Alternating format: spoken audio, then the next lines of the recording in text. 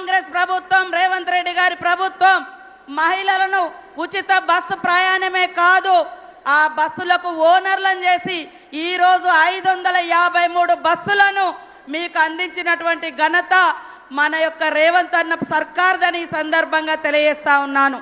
ఈరోజు మహిళలు ఉచితంగా బస్సులలో ప్రయాణం చేస్తుంటే కొంతమంది కళ్ళల్లో నిప్పులు పోసుకొని ఎగతాళి చేస్తూ తప్పుడు వీడియోలు చేస్తూ మహిళల్ని కించపరుస్తున్నటువంటి వాళ్ళను మీరందరూ కూడా గమనించాలని కోరుతా ఉన్నాను.